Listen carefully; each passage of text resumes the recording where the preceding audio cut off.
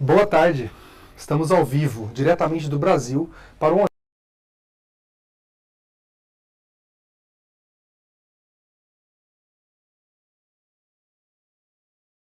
urgência da crise climática que deixou de ser uma previsão científica e se tornou um fato concreto. É uma realidade que bate à nossa porta e coloca o Brasil no centro de uma discussão fundamental com a nossa preparação para sediar a COP30 em Belém. E para aprofundar esse debate, nós, estudantes de audiovisual da Universidade de São Paulo e dos cursos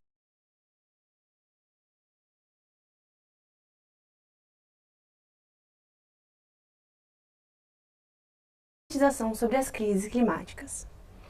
Os temas abordados irão do papel do comunicador no engajamento da sociedade aos resultados das catástrofes ambientais que marcaram o território brasileiro nos últimos anos. Vamos falar da problematização das chuvas e da ganância corporativa de mineradoras, pontos críticos para os quais o Brasil precisará apresentar soluções quando os olhos do mundo estiverem voltados para a Amazônia.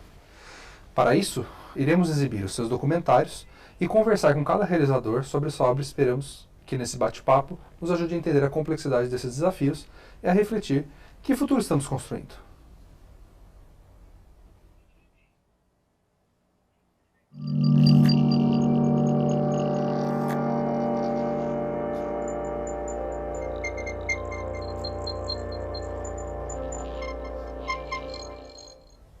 Estamos aqui hoje com Juliana Picanso, aluna egressa da Faculdade Casper Libero e responsável pelo documentário sobre a comunidade caiçara de Ariri, e Eduardo Aquarone, jornalista, especialista em transmídia e pesquisador da Labarte Mídia, da Escola de Comunicações e Artes da USP, que retratou o desastre da Braskem em Maceió em vídeo 360.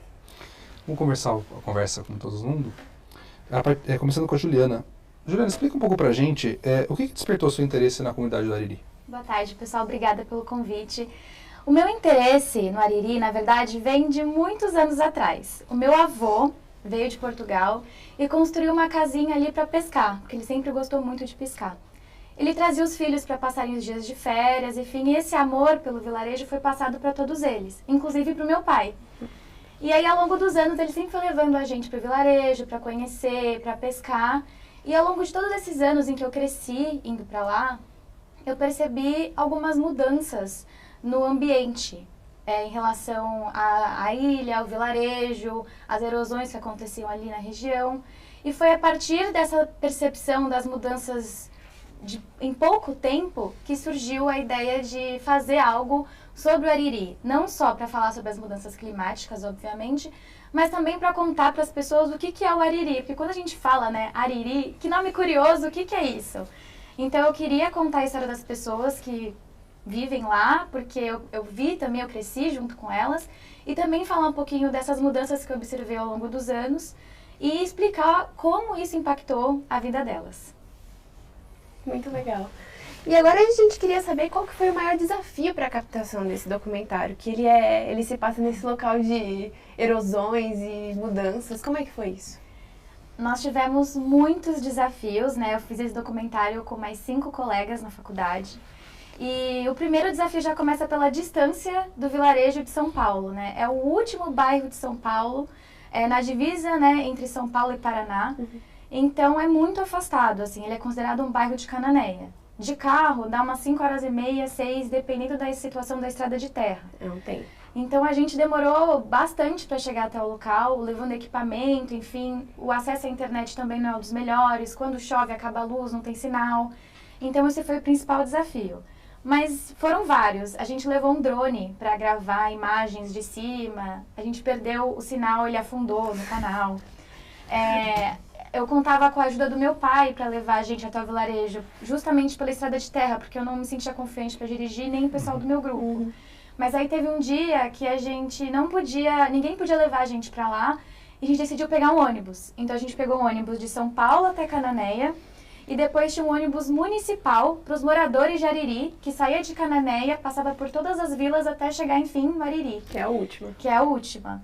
E aí eu lembro que esse ônibus só os moradores podiam usar, e como eu tenho uma casa lá, eu podia usar com os meus colegas e os equipamentos. A gente estava com 15 equipamentos, assim, tripé, câmera.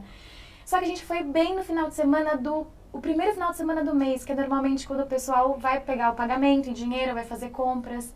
Sim. Então a gente ficou umas 4 horas em pé, com as compras no chão, com os equipamentos, no desespero ali até chegar no destino final. E claro, operação de câmera, captação, andar de barco com os equipamentos ali, pensando em estabilizador. Sim. Então foram vários desafios, assim, mas a gente teve muita ajuda da população, eles foram muito abertos, ficaram muito felizes em ajudar a gente também, foram muito pacientes, então foi ótimo nesse sentido. Muito legal. Bacana. Bom, para ajudar a gente a visualizar um pouco melhor essa sua relação, essas dificuldades, vamos assistir um trecho do documentário do Ariri? Vamos lá. Vamos lá?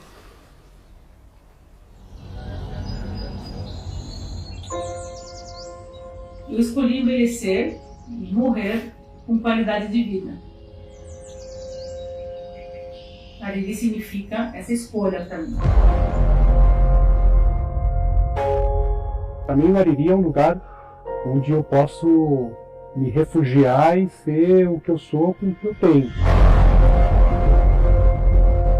Particularmente eu gosto mais de ser do sossego mesmo. Eu falo, tem tudo aqui pra gente, né? Praia, temos o canal, o rio, tem as cachoeiras, né? O Ariri começa em função da Ararapira, porque o mar que nós estamos vendo à nossa frente é o ponto de divisa entre os dois estados.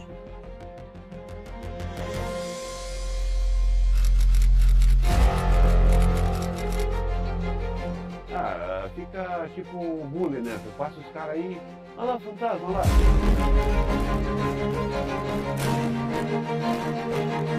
A abertura dessa barra desencadeou um monte de processos, né, nesse ecossistema que a gente sente a todo momento. O siri, que tinha muito siri aqui no porto, muito. Eu pegava muito siri, não está tendo siri mais. O mar destrói, mas ele também constrói. Então hoje a gente já não tem nada. E se causou invasão de água, destruir aí que nós temos que evacuar daqui, não sei para onde.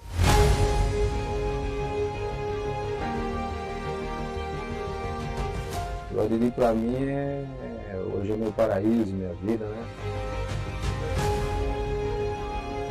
Ariri para mim é tudo de bom. Ariri é o lugar que eu escolhi para envelhecer e morrer.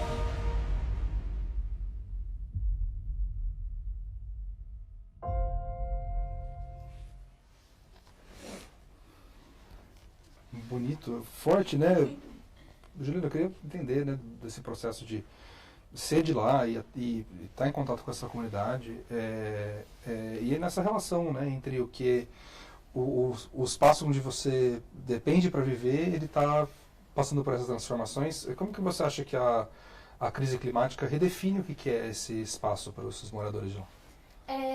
Essa é uma pergunta bem interessante, porque quando a gente decidiu fazer, né, o documentário, eu lembro que o apoio dos meus colegas foi muito importante, porque eu trazia uma visão completamente de dentro, imersa, e eles já tinham um olhar de fora. Então foi muito legal, porque a gente se complementou muito nesse sentido. E uma coisa que eles realmente perceberam durante o processo é como os valores são muito diferentes, assim. Para eles, o que importa é a natureza, é o meio ambiente, é o barulho dos pássaros, é a preservação ambiental. Enquanto para nós que moramos na cidade grande, isso é importante, mas a gente não sente um impacto tão diretamente quanto eles, né? Então, foi muito legal, assim, a gente ter essa oportunidade de trazer esse olhar de fora deles também pro documentário.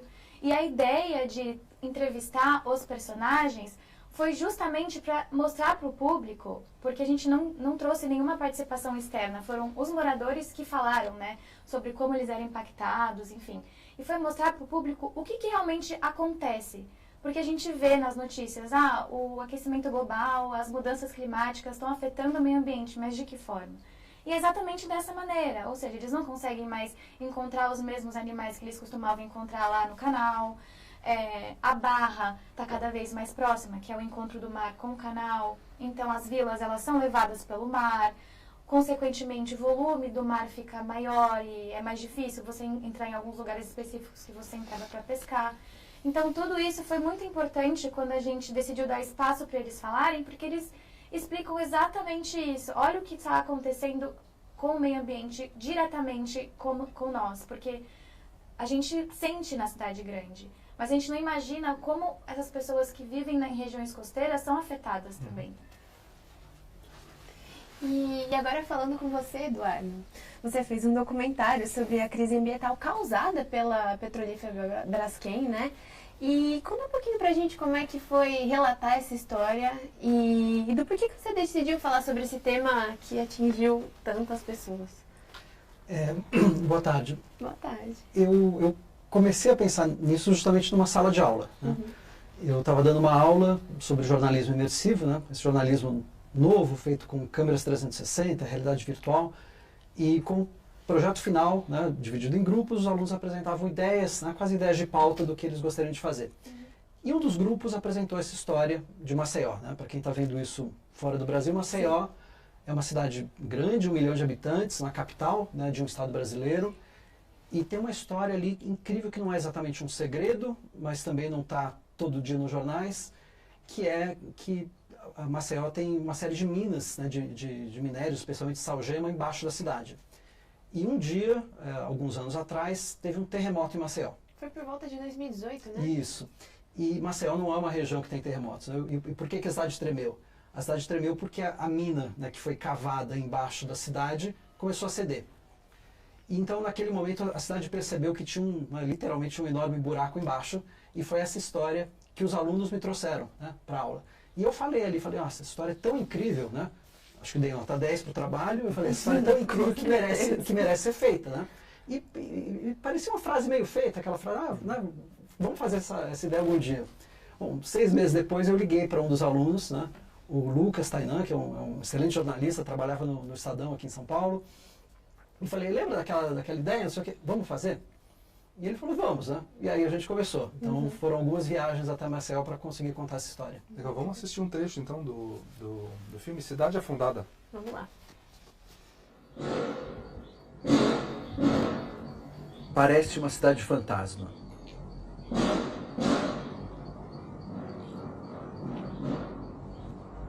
Ruas e ruas completamente vazias.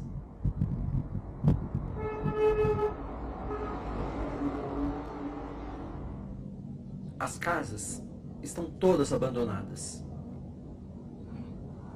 Muitas sem portas, janelas, sem telhado. Tudo que podia ser retirado daqui foi. Só restou a memória. São 5 bairros em Maceió que estão assim. 5 bairros que ficam a menos de 20 minutos de algumas das praias mais famosas, mais turísticas do Brasil. O que aconteceu aqui?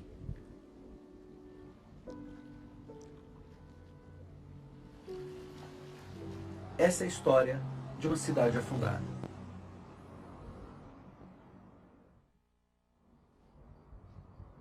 Dezenas de milhares de pessoas foram expulsas de suas casas quando descobriram que moravam em cima de um enorme buraco que podia ruir a qualquer momento.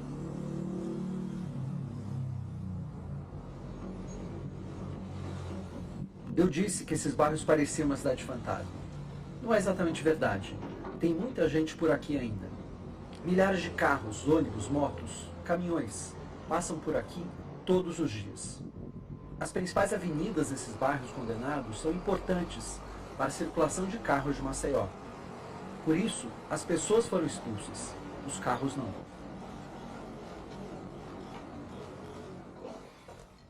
Centenas de pessoas também trabalham nessa região todos os dias, cuidando das ruas vazias, carpindo mato, afastando os animais, dando um ar de normalidade.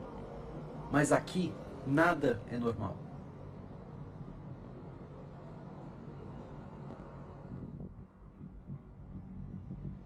$60 mil pessoas, 60 mil, foram expulsas de suas casas e negócios.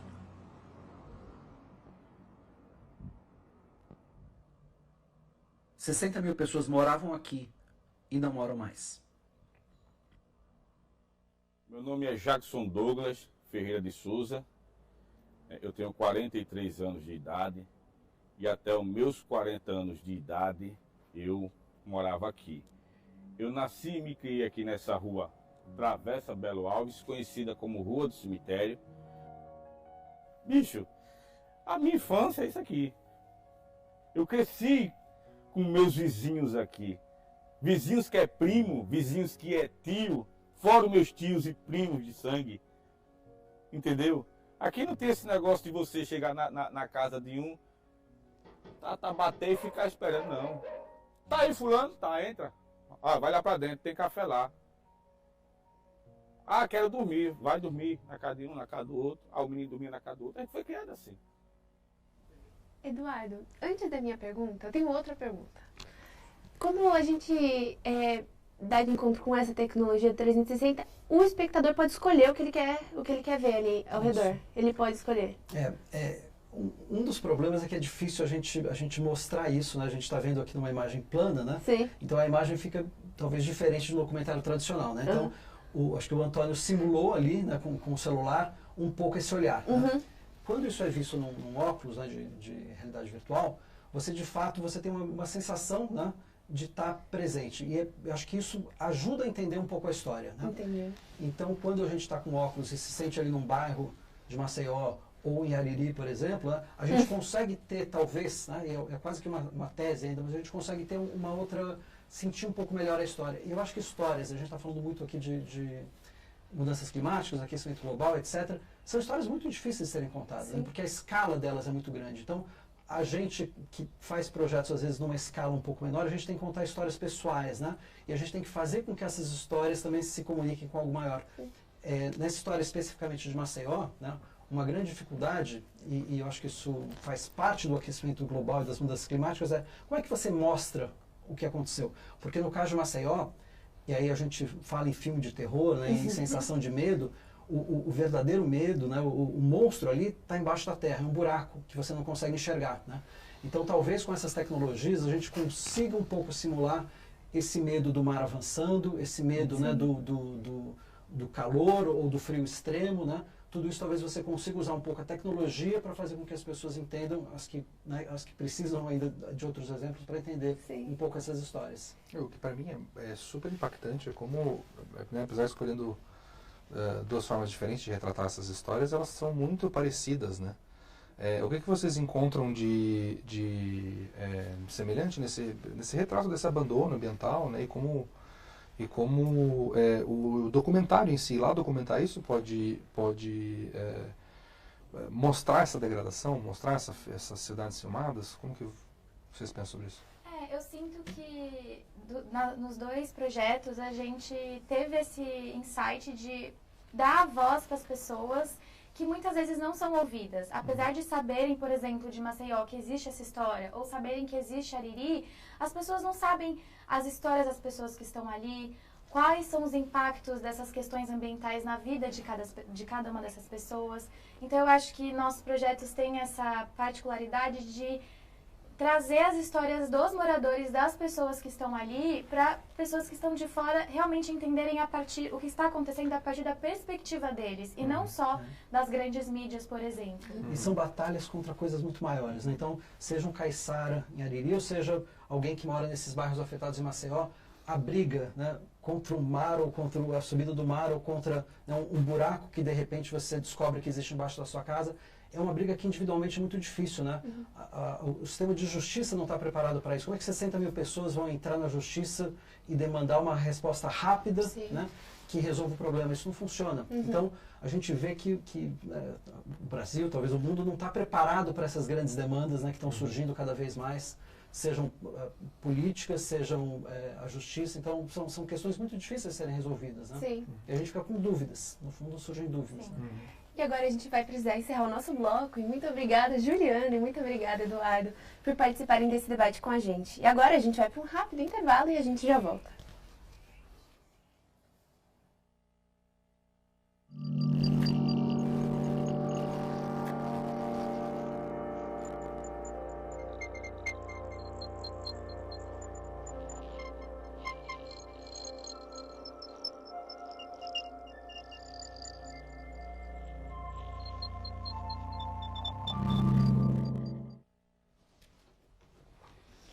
O Brasil Brasil historicamente sofreu com grandes chuvas, mas a dimensão dessas catástrofes foi potencializada pelo aumento da temperatura média global. Nos últimos anos, o Brasil sofreu desastres sem precedentes. 2 exemplos trágicos são os ocorridos no Rio Grande do Sul, em 2024, e o outro é o de São Sebastião, no litoral de São Paulo, em 2023. Recebemos aqui hoje Luísa Pojar, aluna da Casper Libero, que documentou os alagamentos no Rio Grande do Sul, e Gisela Lammers, também da Casper, que cobriu a tragédia das chuvas intensas e dos deslizamentos em São Sebastião. E agora, pra gente começar, Gisela, eu quero saber se você pode falar pra gente o que te levou a fazer esse projeto que abrange essa temática tão catastrófica. Oi, gente, boa tarde. Muito obrigada pela oportunidade em estar aqui. E, enfim, bom, relembrando um pouco do que foi essa tragédia, em fevereiro de 2023, durante o período de carnaval, o litoral norte de São Paulo foi atingido por fortes chuvas que provocaram alagamentos e deslizamentos de terra. Com isso, estradas e rodovias foram paralisadas, houve a destruição de casas e comércios, e milhares de pessoas ficaram desabrigadas e 64 mortes em todo o litoral. Só para se ter uma dimensão, caíram mais de 600 milímetros de chuva no período de 24 horas, o que é a maior chuva histórica nesse período, nesse intervalo de tempo que o Brasil já sofreu. E a Vila Sail, Vila Baiana, que é o nome de origem, foi o epicentro dessa tragédia e onde teve o maior número de afetados e vítimas. A ideia surgiu através da Rebeca Virgílio, que é com quem eu estou fazendo esse documentário, A Vila Vive, o pós-tragédia de 2023 na Vila Saí, como nosso trabalho de conclusão de curso, orientado pelo professor Renato Tavares. E, enfim, ela deu a ideia, trouxe os pontos, eu super topei e o Renato topou orientar a gente e a gente viu uma importância muito importante nacional, internacionalmente também, porque a gente vê que as mudanças climáticas estão acontecendo cada vez mais rápidas. Então, é um assunto que precisa estar na mídia de todas as formas possíveis. Vamos aproveitar e assistir um trechinho do documentário A Vila Vive. Vamos lá. Destruído, vai cena de horror, final de apocalipse. E foi uma cena assim, de guerra mesmo. Surreal, cena de terror, sabe? Você tá assistindo um filme de terror e daquela questão que você estava dentro do filme, era aquilo.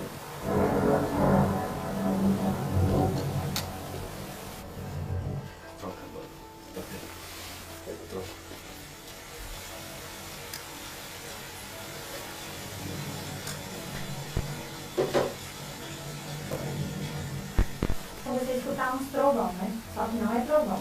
Era depois que eu vim entender. Era os morros. Era os morros. É um barulho insuportável, assim, que depois a gente fala insuportável que eu sabia que não era trovão, era os morros caindo. Nossa, eu entendi. Então a gente vai falando pra ele primeiro, né? E não sei onde a gente achou força, porque os heróis de verdade são os moradores. Porque assim, se não fosse, os moradores tinham morrido mais gente.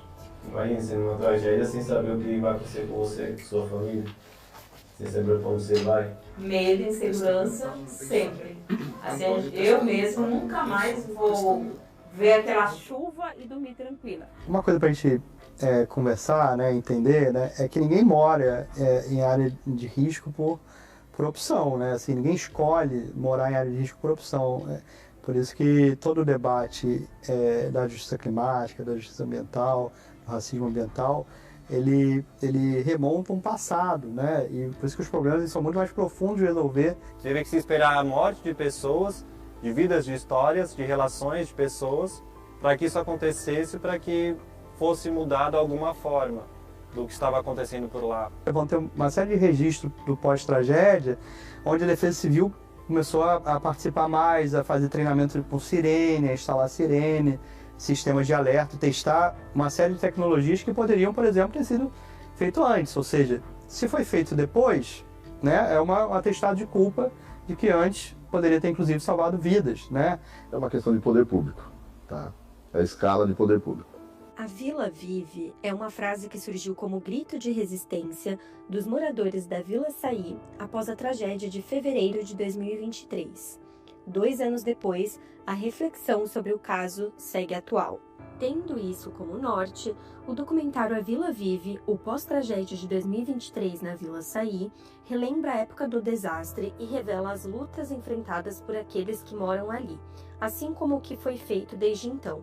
Com entrevista de moradores, ex-moradores, autoridades públicas e especialistas em clima, o foco do projeto é propor um olhar sobre justiça climática, prevenção e a urgência em agir antes que novas catástrofes aconteçam. Vila Baiana é minha casa, né?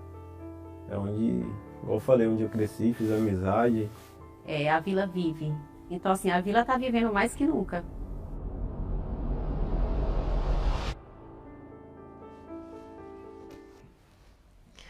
Gisela, é muito interessante a gente pegar uma dessas partes do teaser, que é essa questão de que as pessoas só se comovem a partir do momento que a catástrofe acontece, né?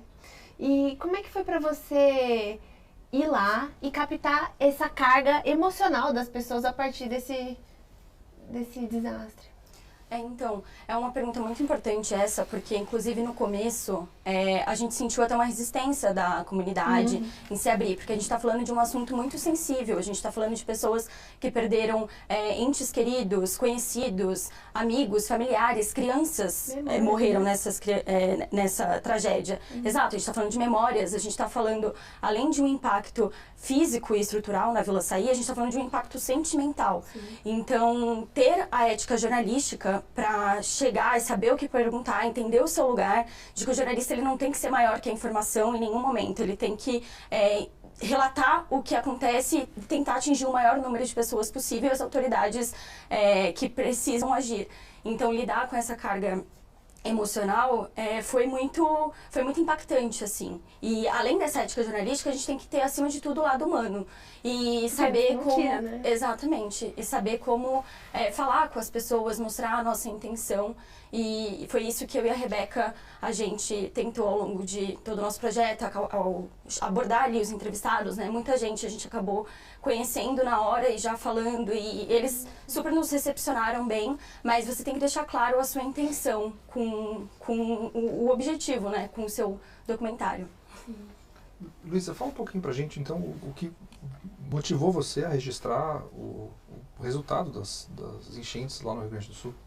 Bom, muito obrigada, boa tarde a todos. Boa tarde. Eu acho que foi muito a indignação em relação à cobertura momentânea. A gente está falando sobre mudança climática, que é uma coisa que vem crescendo, o assunto não para, mas a gente tem que dividir esse espaço na mídia. Então é um jeito de conseguir resgatar e colocar de novo, trazer de novo esse assunto, que seja o meu projeto também é de conclusão de curso, junto com outras 4 colegas, que é a Vitória João, Gabriela Canavê, Luísa Monte e Thaís Verdugal, orientada pelo Renato Tavares também. Então, que seja esse espaço do TCC para a gente poder abordar, e esse espaço que vocês estão trazendo agora, da gente poder retratar, como a Rebeca falou, como ela falou, que são mais do que só perdas estruturais, perdas materiais, é toda uma memória, toda uma coisa interna que as pessoas vivem e elas querem falar. A gente não sentiu essa resistência quando a gente foi ao Sul, as pessoas estavam bem abertas a falar e a gente sentia que elas precisavam falar.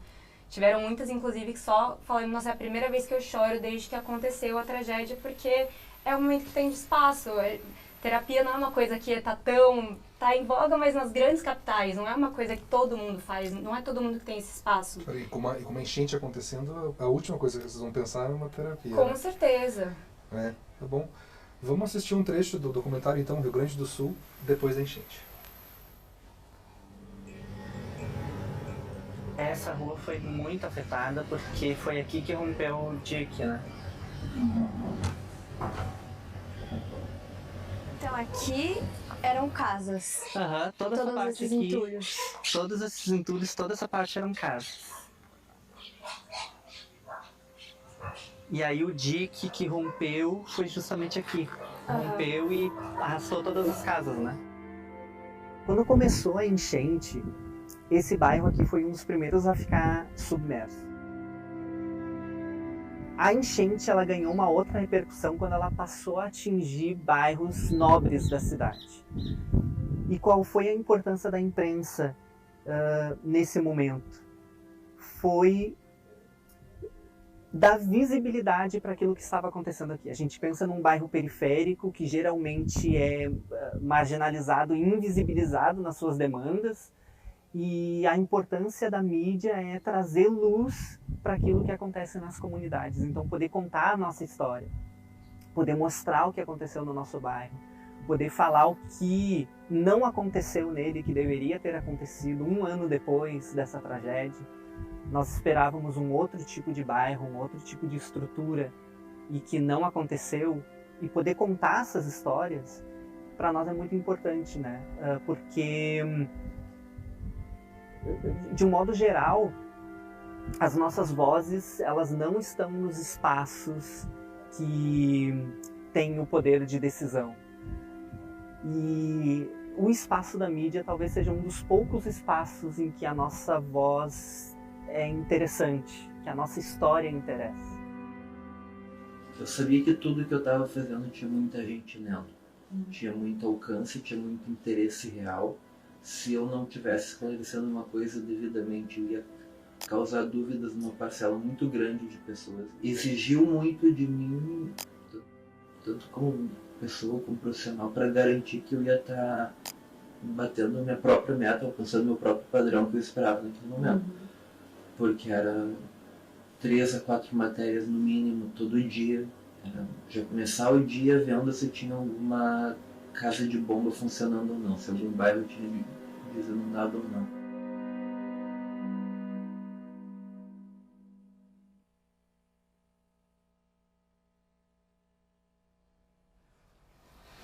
Realmente, é um assunto que, do momento que acontece, ele demanda muita urgência e, né, alguma outra coisa acontece, né, que para de acontecer catástrofes no mundo em algum momento, né? Mas, Luísa, como que foi, depois, tendo em conta a sua motivação de ir lá para poder manter essas histórias nos olhos da maioria de pessoas possível, como que essa experiência de ir lá registrar isso e montar esse material mudou a maneira em que você encara a comunicação sobre a mudança climática? Eu acho que é dar rostos para a mudança climática. A gente escuta muita teoria, mas precisa aplicar essa teoria de alguma maneira. E escutar em cima das pessoas que estão sendo afetadas por isso, eu acho que é a melhor maneira de você realmente conseguir compreender. Nós que estamos em capitais muito estruturadas, também podemos ser afetados, mas é muito mais tranquilo você... Eu fui lá, olhei, mas eu pude voltar para minha casa. As pessoas estão no lugar de memória, estão no lugar onde aquilo está acontecendo. Então, poder escutar realmente a pessoa que estava ali e sofreu tudo isso, acho que traz um olhar completamente diferenciado, que agora, acho que para todas nós do grupo se tornou muito mais do que só um trabalho de conclusão de curso, e acho que uma motivação para o resto da vida. A gente é muito da geração de poder lutar pelos direitos humanos e trazer isso à tona, é muito isso que para mim o jornalismo faz sentido. Então, poder concluir o meu curso fazendo o que eu queria traz uma mudança. Muito legal. E agora eu queria ter uma pergunta para as duas, assim. Qual parte vocês acham que do conteúdo de vocês impacta no espectador? Assim, o que vocês esperam que parte do que vocês estão mostrando afete nessa sentimento de afetar mesmo e fazer com que as pessoas reflitam sobre o que eles estão vendo? Olha, eu acho que a gente quer mostrar para as pessoas que as mudanças climáticas elas estão acontecendo cada vez mais rápidas. Não tem como negar isso. E o Pedro Henrique Torres, que é um especialista ambiental que a gente traz, ele corrobora a visão de que se tem alguém que consegue fazer algo por isso e fazer barulho, é nós enquanto sociedade, somos nós enquanto sociedade. Então, nós temos a possibilidade de votar nos governantes que vão lutar por essas causas. Então, é esse sentimento que a gente quer causar no espectador, que foi até o que a Luísa falou. Todo mundo é um potencial afetado e os especialistas, eles trazem esse ponto. Mas a gente vê diferença entre diferentes classes sociais também. Então, eu acho que é esse o ponto, que a mudança tem que começar por nós. Acho que fala bastante disso. O texto que a gente colocou foi do Thiago, justamente falando que a gente não tem esse espaço, por mais que a gente possa eleger as pessoas que estejam lá, a partir do momento que a gente coloca elas lá, tudo que resta é a gente pressionar esses governantes para fazerem algo. Então, eu vi também no documentário da Gisela e da Rebeca que o que eles falam é muito que o povo faz. No Rio Grande do Sul, a gente escuta muito o povo pelo povo. Então, que seja também para as pessoas que nos estão governando, o povo pelo povo, que a gente junte as mãos e consiga fazer mudanças. Eu acho importante a gente perceber, numa cidade como São Paulo, como também, na verdade, a gente está em risco, né? A gente tem visto nos trabalhos que a gente está vendo hoje, a presença da má gestão dos espaços, das indústrias. Então, numa cidade como São Paulo, a gente também está super à mercê da crise climática. A chuva também afeta aqui, claramente em outra escala, mas acho que essa mensagem é super importante. A gente tem bairros aqui em São Paulo que estão passando que alagam, exato, com certeza. É uma coisa absurda, né? As pessoas não podem nem sair do trabalho, que Exato. Elas estão de cara ali com um rio dentro de uma estação de metrô. No carnaval desse ano a gente viu isso. Pois é. Exato, né? exatamente. Obrigada, viu, meninas? Muito obrigada pela participação de vocês. E agora a gente vai para o nosso próximo bloco para mais conversas.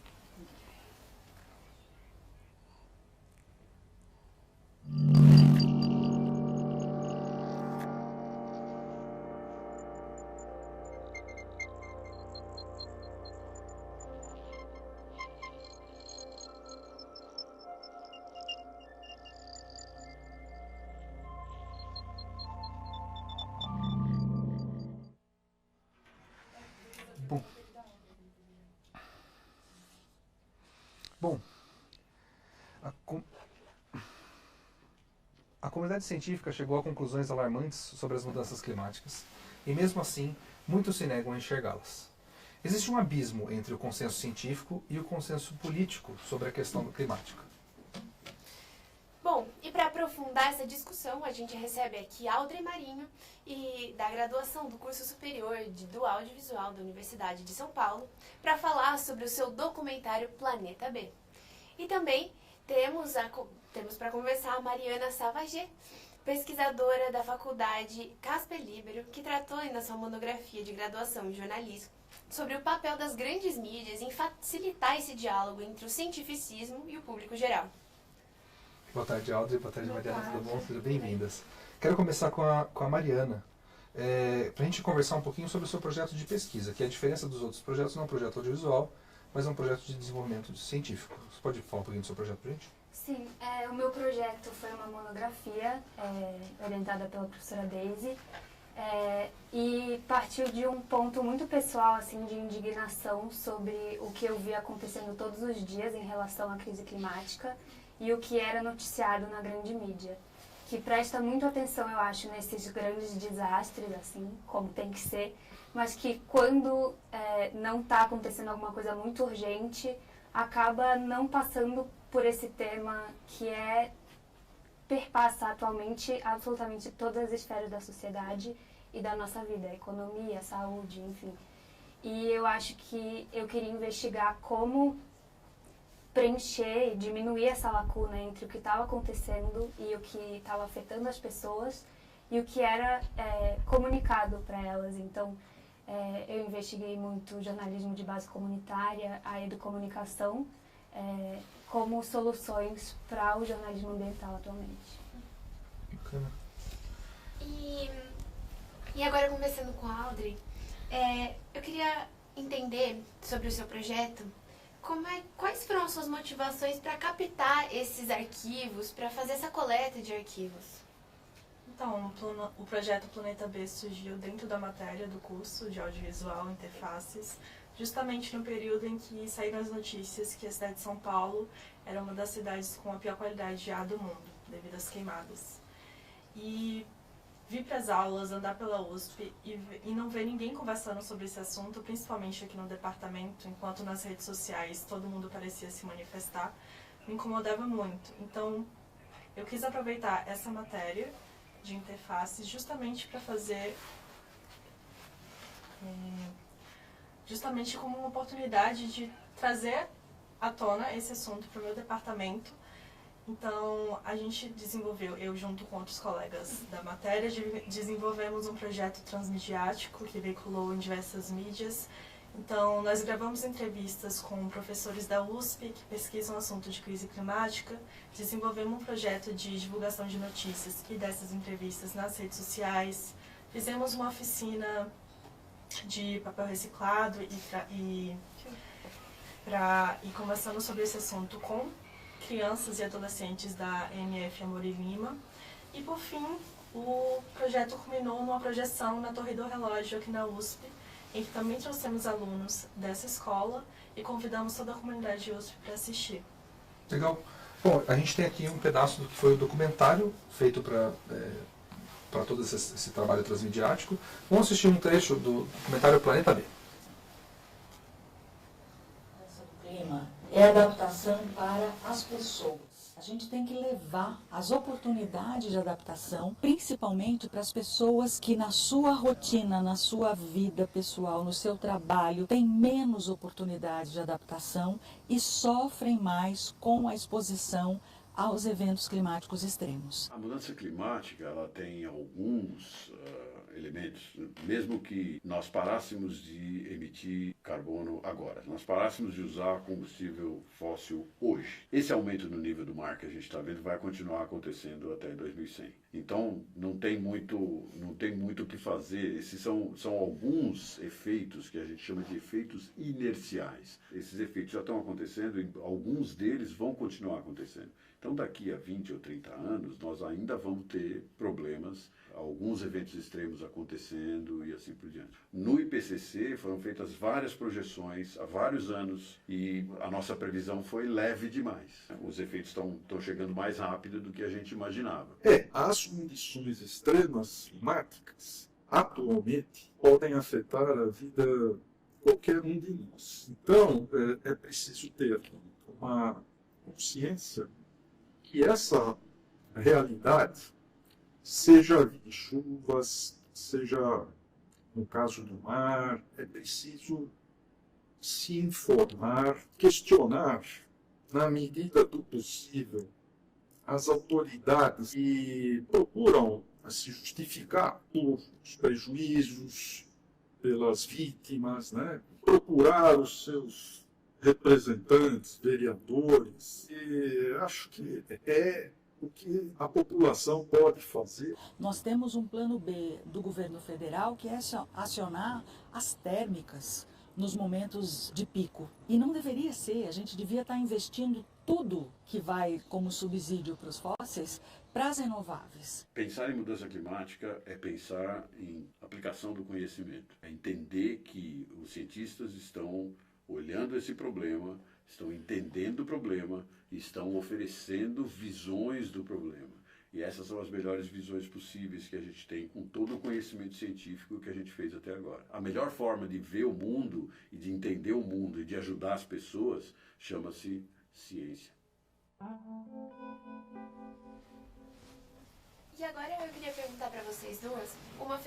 Você, Mariana, fez uma monografia sobre essa forma de linguagem, né, do conteúdo científico, e você já trouxe em outro panorama, e eu queria saber, conversando entre vocês duas, o que vocês acham que entre os trabalhos vocês têm uma convergência, uma interação entre os conteúdos? Bom, eu acho que do ponto de partida, primeiro de tudo, que veio de uma indignação assim, pessoal de ver que temas tão urgentes não estavam sendo tratados da forma como deveriam.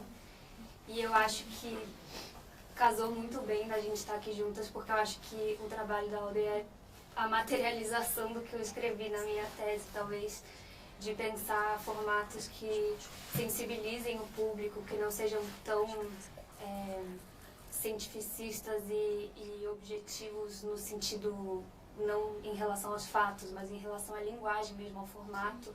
Acho que a comunicação climática precisa de um pouco de sensibilidade, de subjetividade para atingir as pessoas, porque senão fica uma coisa muito, assim, utópica, né? Idealizada. Não concreta. Sim. Eu acho que você precisa alcançar as pessoas em um lugar mais emocional mesmo. Sim, a intenção justamente do projeto de ter tantas vias de comunicação foi justamente de tentar alcançar o máximo de pessoas possível. aqui na USP, mas também pelas redes sociais, pessoas de outros lugares. E, assim, se puder já trazer alguma pergunta, um desafio de fazer esse projeto foi pensar como conseguir quebrar a barreira que existe entre as pessoas de parar para ouvir um pouco sobre esse assunto, ou para parar para discutir esse assunto. Muitas pessoas, por causa de ansiedade, da ansiedade climática, ou, enfim, esse é um assunto que é muito difícil de ser tratado. Na sua pesquisa, você conseguiu encontrar algum meio de alcançar as pessoas? Eu acho que sim, na teoria pelo menos. Eu acho que para você chegar nas pessoas, vocês precisam mostrar para elas que elas são parte desse todo. E eu acho que o jornalismo de base comunitária, por exemplo, que coloca essas comunidades que estão sofrendo e que às vezes a informação não chega até elas, como protagonistas da própria comunicação. Então, por exemplo, se tem uma comunidade rural que está sofrendo com seca, ela falar sobre a seca da perspectiva dela, entendendo que isso faz parte de um contexto maior de crise climática. Eu acho que às vezes as pessoas não ligam um ponto ao outro porque essa coisa que fica distante e não percebe que, nossa, esse ano não deu plantação de alguma coisa que eu planto. É por causa da crise climática. Então eu acho que trazer o diálogo e o protagonismo para as pessoas que estão sofrendo todos os dias é um ponto, assim, essencial. Eu queria fazer uma pergunta direcionada para a Audrey, porque você falou que o seu projeto ele apareceu muito no contexto de uma disciplina. E que você, só para repetir o que você falou, que você sentiu que poucas pessoas dessa disciplina estavam discutindo esse assunto. Eu queria entender do seu lado como foi, durante a realização do projeto dentro da disciplina, qual foi o impacto que você viu nos seus colegas e professores durante o processo de realização? Porque eu imagino que nesse tempo de fazer, você tem que... Né, o audiovisual é um trabalho muito colaborativo, ainda mais um projeto transmídia que se expandiu em outros meios. Como que você sentiu que foi o impacto direto da comunidade, das pessoas trabalhando com você? Como que elas abraçaram essa causa, esse assunto, que parecia que vinha mais de algo individual? Como que isso se alastrou para os seus colaboradores? De início, houve uma resistência das pessoas da disciplina de tratar desse assunto, mas à medida que nós fomos discutindo a aula, e principalmente com o apoio do nosso professor da disciplina, o Almir, as pessoas foram vendo a importância desse assunto. E as pessoas foram entrando pro grupo e vieram com mais ideias, porque era uma disciplina inclusive não só com pessoas do audiovisual, então pessoas do IME, da FAO, do jornalismo, do marketing, vieram com ideias para contribuir para tornar o projeto ainda maior, porque surgiu de início só com essa ideia de fazer um documentário e a projeção. E esse pessoal do marketing, inclusive, veio com essa ideia de, não, a gente tem que ir para as redes sociais, vamos divulgar, a gente consegue alcançar mais pessoas. E estar dialogando com a comunidade USP durante todo um semestre sobre esse assunto causou uma mobilização nos professores, nos meus colegas, em fila de bandejão que a gente conversa, e quem topa nos ajudar, quem pode divulgar. Acho que o importante é você agir na sua respectiva área, porque assim, a ansiedade climática ela não se resolve só fechando os olhos ou ignorando. A gente precisa agir para acabar com isso. Eu tenho uma pergunta para você, Mariana. Como é que foi esse processo da sua monografia? Você tem que fazer ele sozinha? Sim, eu fiz completamente sozinha, com o apoio da orientadora, claro. No início eu fiz algumas entrevistas também com profissionais da área do jornalismo ambiental para me dar um direcionamento mesmo, porque é sozinha, a pesquisa é sozinha. Sim, perfeito. Muito obrigada. Obrigada pela participação, obrigada Audrey, obrigada Mariana. E hoje o nosso programa vai ficando por aqui. Muito obrigada.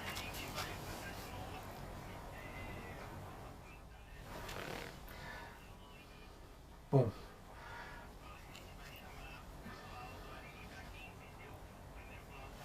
perfeito. Meninas, eu preciso agradecer o tempo de vocês pela conversa. Eu recebi a orientação aqui da produção, daí a gente vai passar novamente os documentários para quem perdeu o começo da nossa transmissão poderem assistir os filmes que nós passamos, porque a nossa discussão aqui é sobre o trabalho, mas também é sobre os filmes, né? Então vamos tocar os filmes novamente e a gente já volta para encerrar o programa.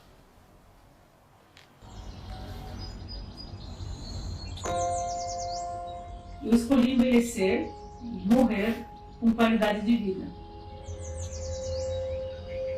Ariri significa essa escolha para mim. Para mim, o Ariri é um lugar onde eu posso me refugiar e ser o que eu sou com o que eu tenho. Particularmente eu gosto mais do sossego mesmo. Eu falo, tem tudo aqui pra gente, né? Praia, temos o canal, rio, tem as cachoeiras, né? O Ariri começa em função da Ararapira, porque o mar que nós estamos vendo à nossa frente é o ponto de divisa entre os dois estados.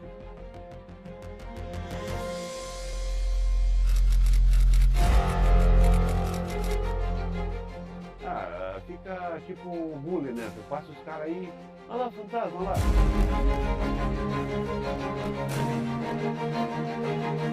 A abertura dessa barra desencadeou um monte de processos, né, nesse ecossistema que a gente sente a todo momento. O siri, que tinha muito siri aqui no porto, muito. Eu pegava muito siri, não está tendo siri mais. O mar destrói, mas ele também constrói. Então hoje a gente já não tem nada. E se causar invasão de água, destruir aí que nós temos que evacuar daqui, não sei para onde.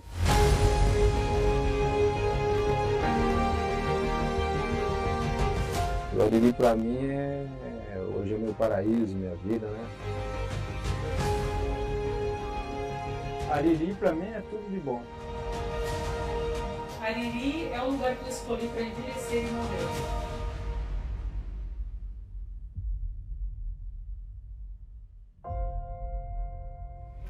Bom, esse foi um trecho do Ariri, e o Ariri ele trouxe ele para o programa em diálogo com o Cidade Afundada, do Eduardo Accaroni, que buscou registrar uma situação muito parecida não com a comunidade do Ariri, mas com as pessoas de alguns bairros da cidade de Maceió, devido ao afundamento da cidade. Sim. Eu acho que ele se conversa de uma forma muito, muito bonita, assim, né? De trazer realmente o que as pessoas sentem a partir desse enfrentamento com a natureza, né? Bom, para firmar esse diálogo, a gente vai ver um pedacinho do Cidade Afundada.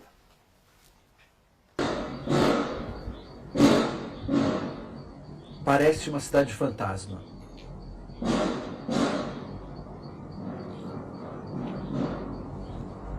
Ruas e ruas completamente vazias.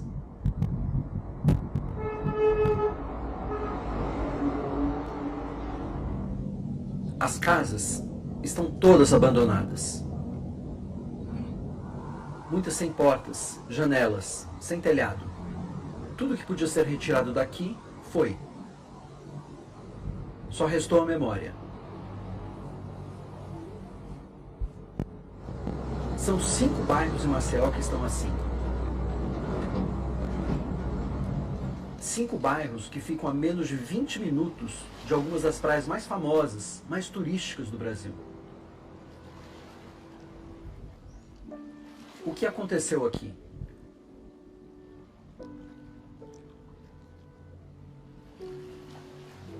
Essa é a história de uma cidade afundada.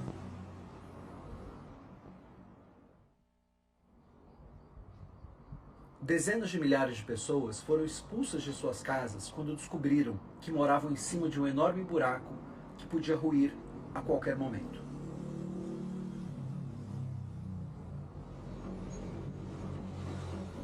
Eu disse que esses bairros pareciam uma cidade fantasma.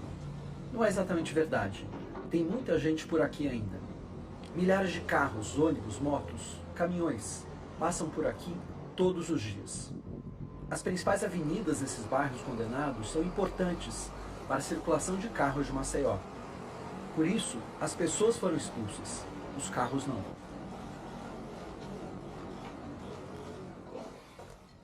Centenas de pessoas também trabalham nessa região todos os dias, cuidando das ruas vazias, carpindo o mato, afastando os animais, dando um ar de normalidade. Mas aqui, nada é normal.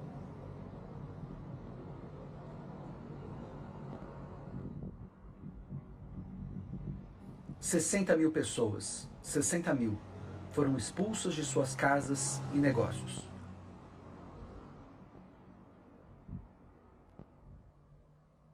"60 mil pessoas moravam aqui e não moram mais." Meu nome é Jackson Douglas Ferreira de Souza. Eu tenho 43 anos de idade e até os meus 40 anos de idade eu morava aqui. Eu nasci e me criei aqui nessa rua Travessa Belo Alves, conhecida como Rua do Cemitério. Bicho, a minha infância é isso aqui. Eu cresci com meus vizinhos aqui. Vizinhos que é primo, vizinhos que é tio, fora os meus tios e primos de sangue. Entendeu?